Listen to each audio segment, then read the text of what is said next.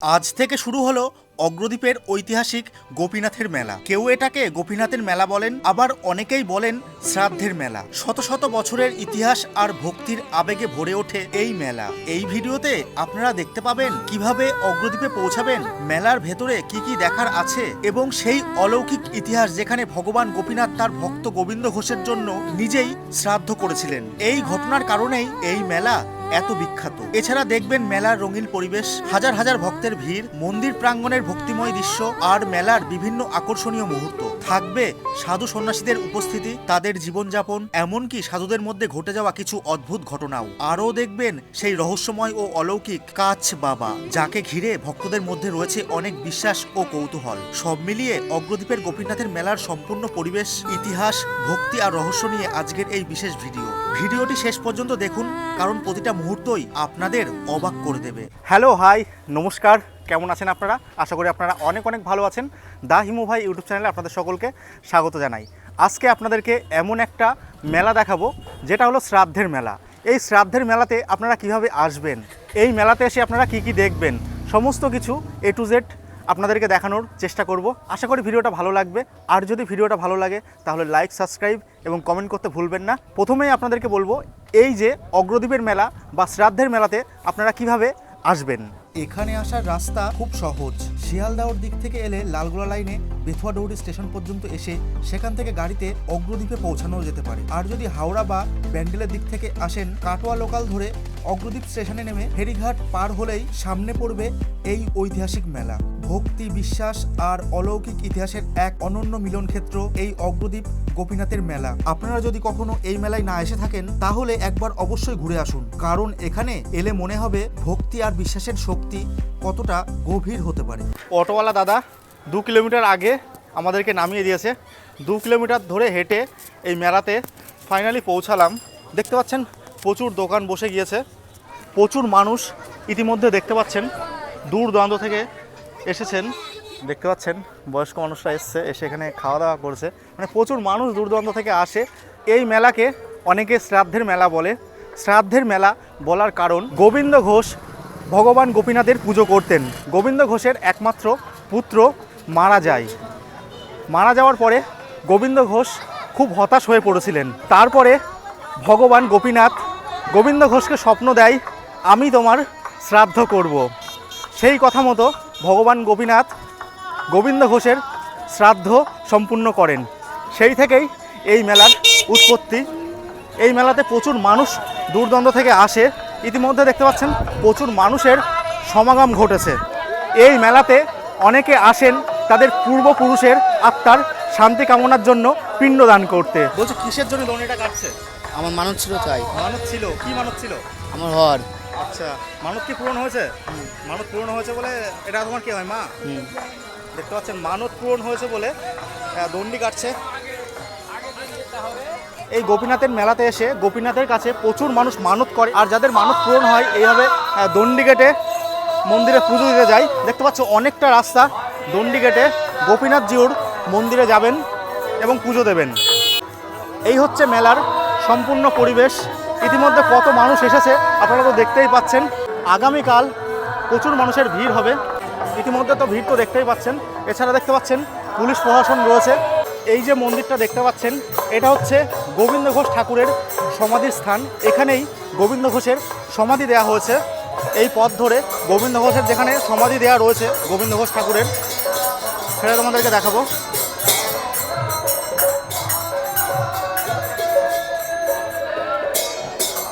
গোবিন্দ ঘোষ ঠাকুরের সমাধিটা তোমাদেরকে একবার দর্শন করাই। এই হচ্ছে গোবিন্দ ঘোষ ঠাকুরের সমাধি। এইদিকে চলছে দেখতে পাচ্ছেন গান বাজনা।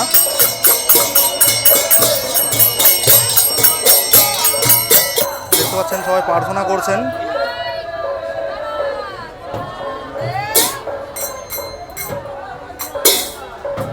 এদিকে দেখতে পাচ্ছেন পুলিশের একটা ক্যাম্প করা হয়েছে, যেহেতু হাজার হাজার মানুষের সমাগম ঘটে এই গোপীনাথের মেলাতে, তো সিকিউরিটি ব্যবস্থা একেবারে তুঙ্গে। এই হচ্ছে মেলার পরিবেশ। এদিকে গান বাজনা চলছে দেখতেই পাচ্ছেন, আর এইদিকে রয়েছে গোপীনাথজির মন্দির। এদিকে গান বাজনা চলছে দেখুন।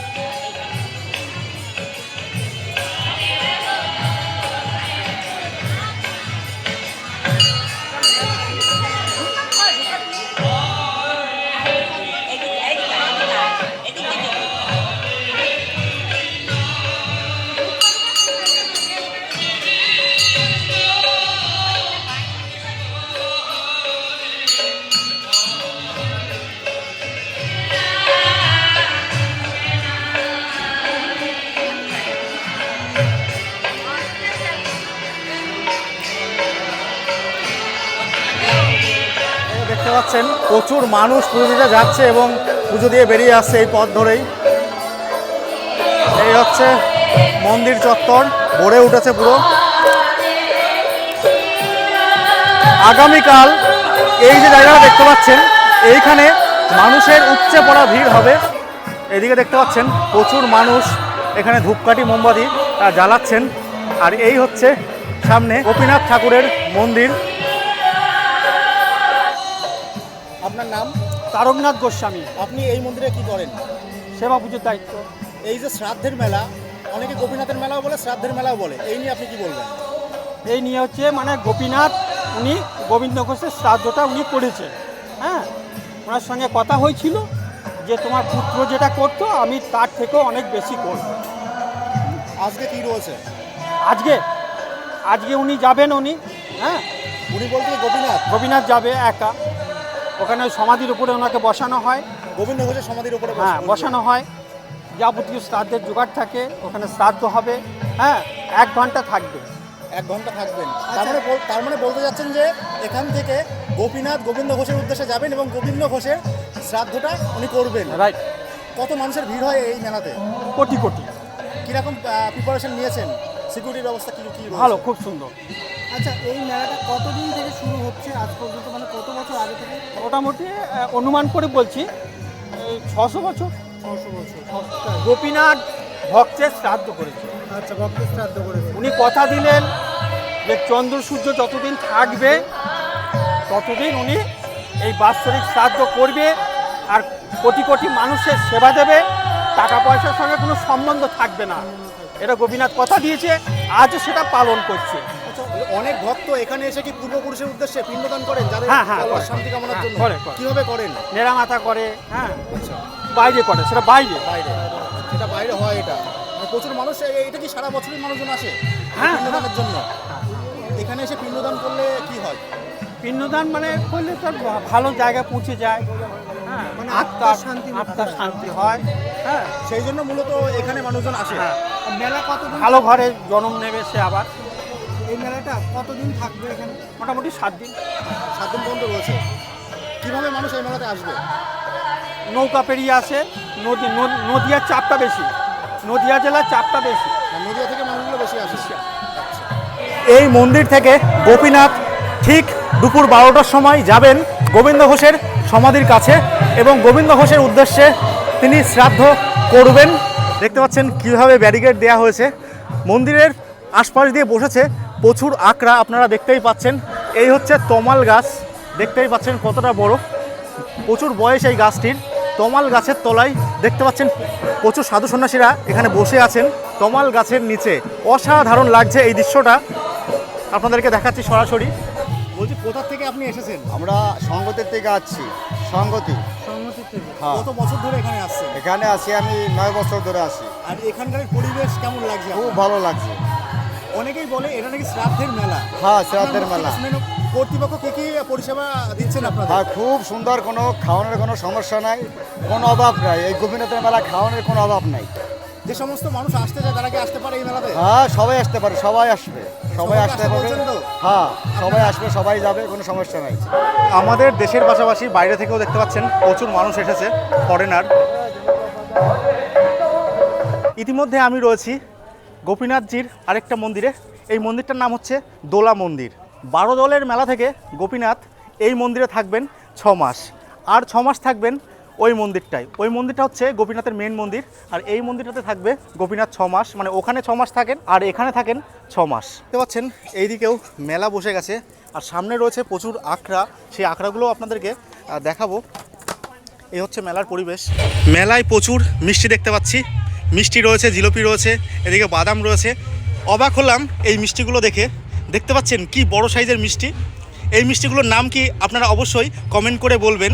আর এই মিষ্টির ওয়েট হচ্ছে 3 কিলো। তাহলে ভাবতে পারছেন এই মিষ্টিটা কত বড়। আমরা এখন আস্তে আস্তে ভাগীরথী নদীর দিকে যাচ্ছি, আর ভাগীরথী নদীর আগে দেখতে পাবেন এইরকম প্রচুর দোকান বসে গেছে, আর সামনে রয়েছে ভাগীরথী নদী। আপনাদেরকে অবশ্যই দর্শন করাবো। এখানকার পরিবেশটাও বেশ সুন্দর। দেখতে পাচ্ছেন প্রচুর বটবৃক্ষ এখানটায় রয়েছে, এছাড়া রয়েছে সামনের দিকে প্রচুর আখড়া। এদিকে আমি আস্তে আস্তে যাব যে ভাগীরথী নদীকে আপনাদেরকে দর্শন করাবো। লক্ষ লক্ষ মানুষের ভিড় হয় এই অগ্রদ্বীপ বা গোপীনাথের মেলায়। এই হচ্ছে ভাগীরথী নদীর রাস্তা। এই পথ ধরে আমাদেরকে সামনের দিকে এগিয়ে যেতে হবে। এইদিকে দেখতে পাচ্ছেন প্রচুর সাধু সন্ন্যাসীরা রয়েছে। কুম্ভ মেলাতে আমি দেখতে পেয়েছিলাম কাস বাবাকে, এই অগ্রদ্বীপের মেলাতে এসেও কাস বাবার দর্শন পেয়ে গেলাম। এই হচ্ছে কাস বাবা, কেমন আছেন আর কোথা থেকে এসছেন? আমি এসেছি মা কামাখ্যা দেবী। মানে কামাখ্যা থেকে এসছেন। এইভাবে যে কাজগুলো আপনি ভেঙে ফেলছেন আর কি, ভয় লাগে না, পায়ে লাগে না? ভয় কোনো কারণ না, এটা সাধনার উপরে চলে, সাধনার উপর দিয়ে আমি কাজ ভাঙছি। আচ্ছা, এই যে এইভাবে মসমস করে দেখতে পাচ্ছেন কাজগুলো ভেঙে ফেলছে, কোনো রক্ত নেই, কোনো জ্বালা নেই, কোনো যন্ত্রণা নেই, জ্বালা যন্ত্রণা কোনো কিছু হয় না। ও সব সাধনার উপরে করছি। আচ্ছা, সাধনার উপরে করছেন। আচ্ছা, এটা তো মানে এমন সাধনা করছে আমি নিজেই জানি না, নিজে জানেন না, উপরওয়ালা জানে আর আমি জানি না। অগ্রদ্বীপের মেলাতে আসলে দেখতে পাবেন এই ভাগীরথী নদীর ধারে কাস বাবাকে, অবশ্যই দর্শন করবেন এবং আশীর্বাদ নেবেন। ওং নমো নারায়ণ। সামনে রয়েছে ভাগীরথী নদী আর এখানে পেয়ে যাবেন কাস বাবাকে, অবশ্যই দর্শন করবেন এবং আশীর্বাদ অবশ্যই নেবেন। হর হর মহাদেব। এই মেলাতে প্রচুর সাধু সন্ন্যাসীরা এসছেন। বলছি বাবা, আপনি কোথা থেকে এসছেন? কোথায় বললেন? কাটোয়া থেকে। আচ্ছা, এই যে সাধু জীবনে আপনি কিভাবে আসলেন যদি আমাদেরকে একটু বলেন শর্টে। মানে হেঁটে আসলেন, মানে কিভাবে আসলেন? মানে আমি কথাটা ওই রকমভাবে বলিনি, মানে কত বছর ধরে রয়েছেন? আমার 17 বছর থেকে। আর এই জীবনটাকে কেন বেছে নিলেন? ঈশ্বর থেকে। মানে ইচ্ছা এটা? ঈশ্বর। ঈশ্বর। আচ্ছা, মানে কতদিন থাকবেন এখানে? 3-4 দিন থাকবো। এই যে এই মেলাতে এসছেন, এসে আপনার কি কোনো অসুবিধা হচ্ছে? না, অসুবিধা হয়। আচ্ছা, মোটামুটি পরিষেবা ভালো? যে মেলা কর্তৃপক্ষের যে ব্যবহার, হ্যাঁ। যে পরিষেবাটা নেওয়া উচিত, হ্যাঁ। সমস্ত কিছু নিচ্ছেন তারা? হ্যাঁ। আর সকলকে আসতে বলছেন তো? হ্যাঁ। আচ্ছা, হর হর মহাদেব। আর মহাদেব। এই হচ্ছে ভাগীরথী নদীর পরিবেশ। প্রচুর সাধু সন্ন্যাসীরা রাস্তা দুধার দিয়ে তাদের আখড়া খাটিয়ে বসে আছেন। আর এই হচ্ছে লাড্ডু গোপাল, ওদেরকে দর্শন করাই। সামনের দিকে আমরা এগিয়ে যাব এবং ভাগীরথী নদীকে দর্শন করাবো। এই যে দেখতে পাচ্ছেন সাধুতে সাধুতে চরম গন্ডগোল। ইনি ওনাকে ভণ্ড সাধু বলছে আর উনি আবার এনাকে ভণ্ড সাধু বলছে। তো দেখো কি অবস্থা।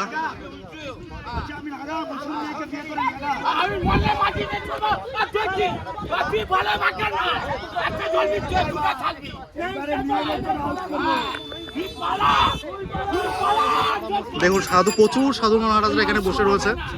দেখো সাধু বাবাই ঝামেলা। আর পুলিশ কিন্তু চলে এসছে, দেখতে পাচ্ছেন সিভিক চলে এসছে। দেখো কি অবস্থা, ইনি ওনাকে বন্ধ বলছে।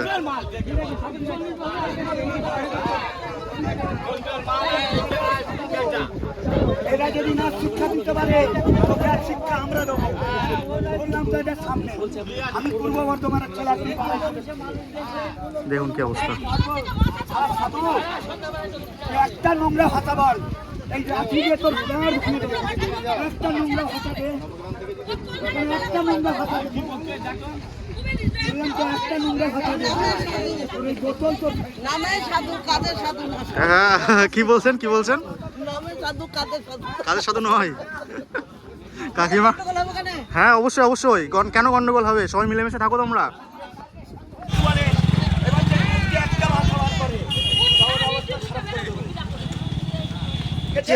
আর নাগা হয়ে এখানে বসে আছে, বুঝলেন? কোনো নাগা নেই, চেক করুন এসে, এখনই চেক করুন। সরকার থেকে লোক এসে চেক করুক যে নাগা কিনা। কোনো নাগা নয়, একটা মুসলিম মেয়েকে বিয়ে করে রেখে দিয়েছে। আর যখন তখন মুখের ভাষা, এত নোংরা চোর এরা। মানে আপনাকে কি বলেছে? আমরা এখানে মেয়ে ছেলে নিয়ে বসে আছি, এত নোংরা নোংরা ভাষা বলছে। বলছে এই আংটি পরেছিস, ওইখানে সে মেয়েদের বোঝা মুশকিল।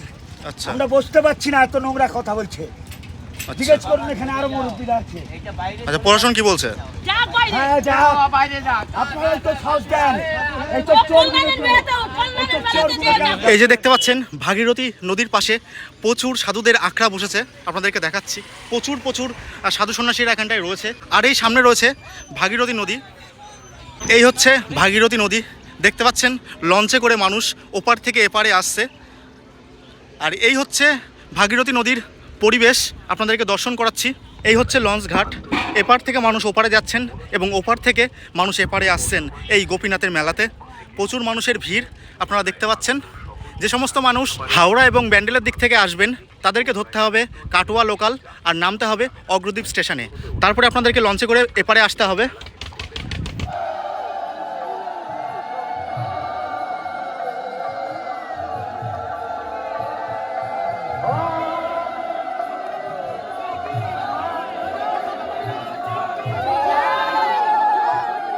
এই মুহূর্তে গোপীনাথকে নিয়ে আসা হলো, আর এই লেভেলের ভিড়টা রয়েছে আপনাদেরকে দেখাচ্ছি।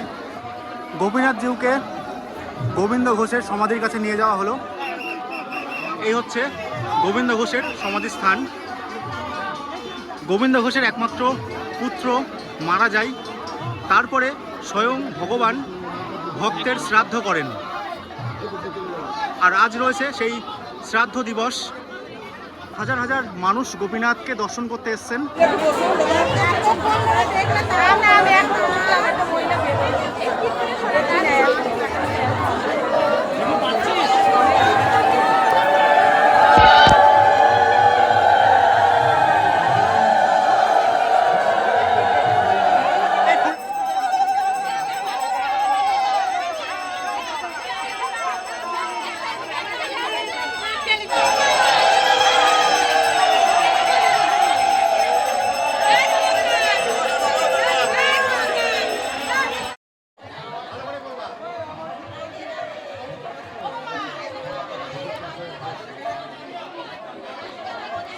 উনি ভিডিওটা করে দিল, কোনো গ্রিল ছাড়া আর কিছুই নেই।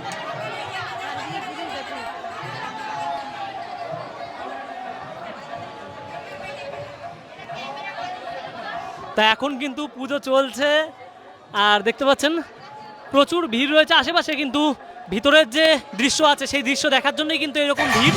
এবারে গোপীনাথ আসতে চলেছে। গোবিন্দ ঘোষের শ্রাদ্ধ কমপ্লিট করে গোপীনাথ এবারে আসতে চলেছে।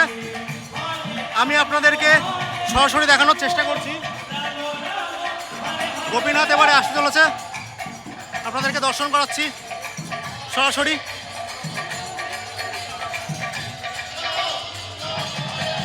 এই হচ্ছে গোপীনাথ।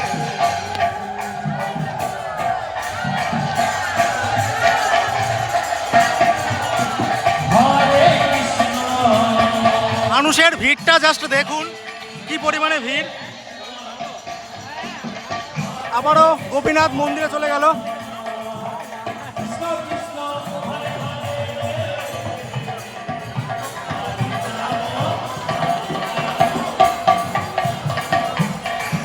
সমস্ত কিছুই আপনাদেরকে দেখালাম। আপনারা জানাবেন যে আজকের এই ভিডিওটা আপনাদের কেমন লাগলো। যদি ভিডিওটা ভালো লাগে তাহলে লাইক, সাবস্ক্রাইব এবং কমেন্ট করতে ভুলবেন না। দেখা হচ্ছে পরবর্তী কোনো ইন্টারেস্টিং ব্লগে। আপাতত বাই। আপনারা ভালো থাকবেন, সুস্থ থাকবেন।